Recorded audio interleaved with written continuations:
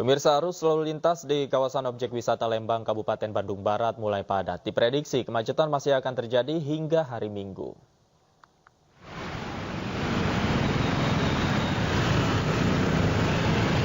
Volume kendaraan wisatawan yang menuju sejumlah objek wisata di Lembang, Kabupaten Bandung Barat mengalami peningkatan.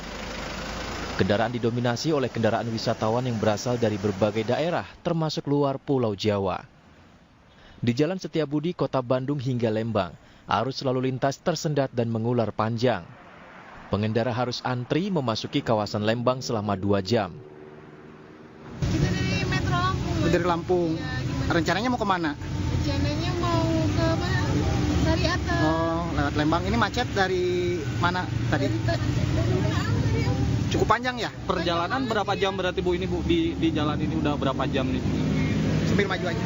Sambil maju aja. Kalau kita kan tadi Oh 2 jam. Memang kondisi jalannya penuh juga ya Bu, macet? Iya, rapet banget.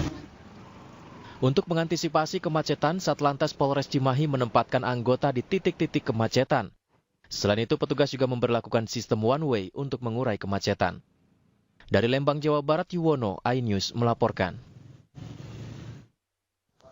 Libur akhir pekan, kawasan wisata Puncak terus dipadati wisatawan, di mana pusat kemacetan terjadi di jalur menuju kawasan wisata dan jalur yang dilalui massa yang akan mengikuti kampanye menuju Jakarta.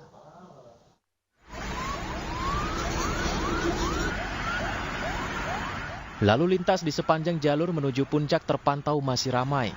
Selain kepadatan terjadi karena banyak yang memanfaatkan masa libur panjang untuk berwisata ke Puncak, ratusan personel kepolisian disiagakan untuk mengamankan jalur massa yang menuju Jakarta untuk kampanye hari terakhir pasangan calon presiden 2024. Untuk pengaturan arus lalu lintas, kita menyiagakan sekitar 200 personil di jalur kawasan wisata Puncak. Kemudian kita juga mengantisipasi di jalur tol yang menuju Jakarta. Demikian pun jalur arteri di sekitaran Sukabumi Kota, Cianjur yang menuju ke arah Puncak maupun ke arah Jakarta. Polisi memberlakukan rekayasa arus lalu lintas berupa ganjil genap serta 1 jalur one way menuju tempat wisata Puncak. Dari Bogor, Jawa Barat, Wildan Hidayat, iNews melaporkan. Sementara itu, pemirsa, korban banjir akibat tanggul jebol masih bertahan di posko pengungsian. Bahkan di antara pengungsi ada yang nyaris kehilangan nyawa demi menyelamatkan 2 anaknya.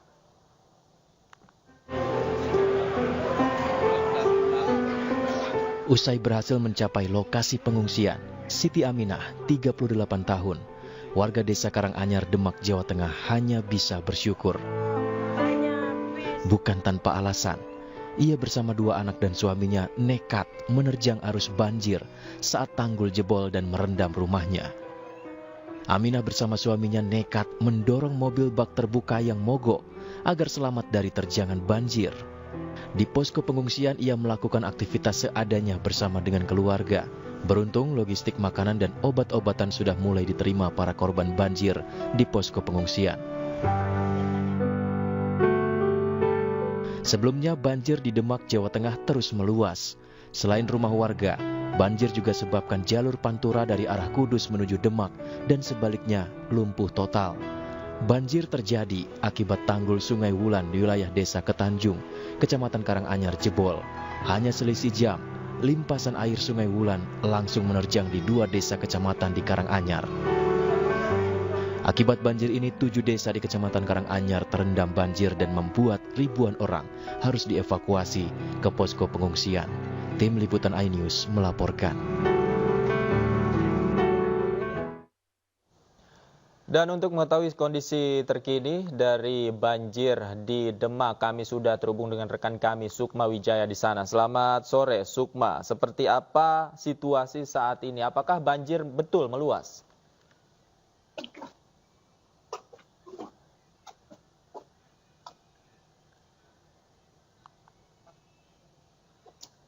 Ya, Sukma.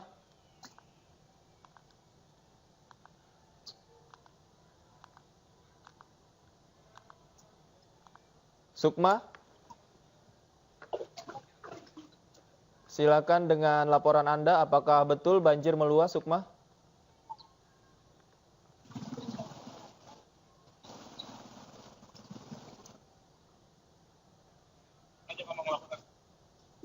Selamat petang, David. Selamat petang, pemirsa. Saat ini saya berada di jalur Pantura di wilayah Desa Wonorejo, Kecamatan Karanganyar. Ini merupakan kawasan desa yang terimbas dari banjir Karanganyar karena tanggul jebol di Sungai Wulan. Kedalaman di sini cukup bervariasi antara 30 cm sampai 1 meter yang di wilayah yang kemudian agak lebih dalam.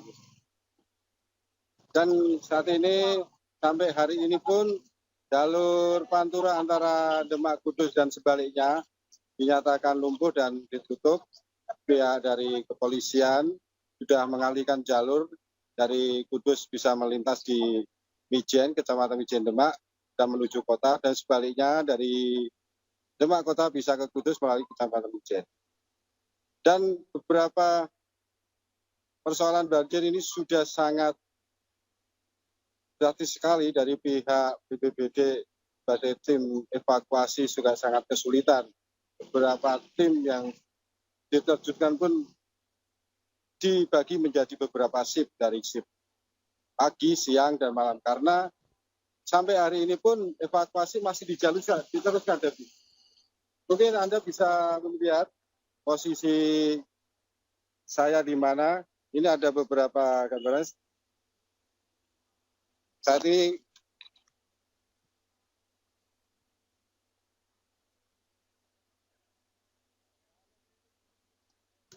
Anda bisa melihat sendiri, di Desa Wonorejo ini merupakan wilayah yang paling akhir terdampak banjir Karanganyar, namun kondisinya sudah seperti ini, Davi.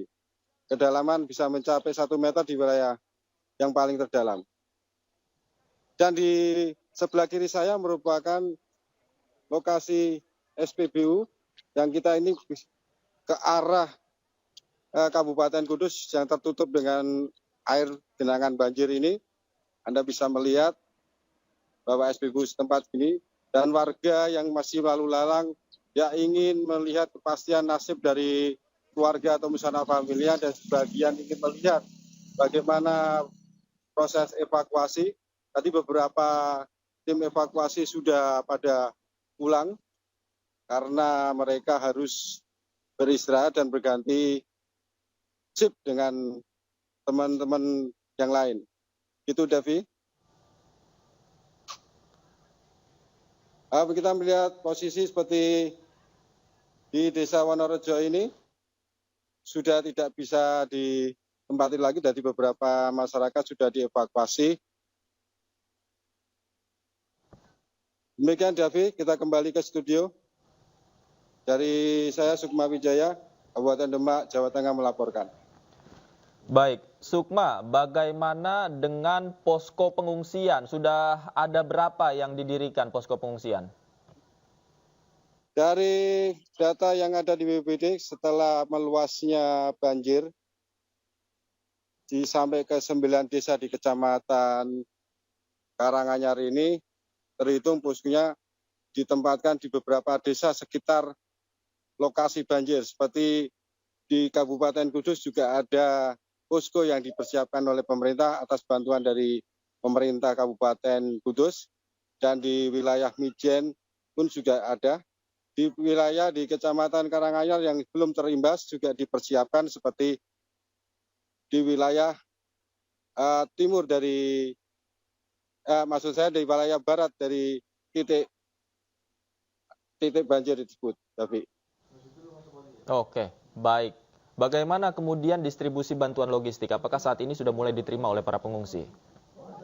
Untuk distribusi bantuan logistik sangat terjamin, artinya karena beberapa dari tim relawan dan BPBD di sekitar kabupaten kota sangat membantu sekali. TNI Polri pun berjibaku terjun mendistribusikan semua logistik seperti bahan pokok, makanan untuk kesiapan dapur umum, dan beberapa pakaian pantas pakai, selimut, dan kebutuhan lain.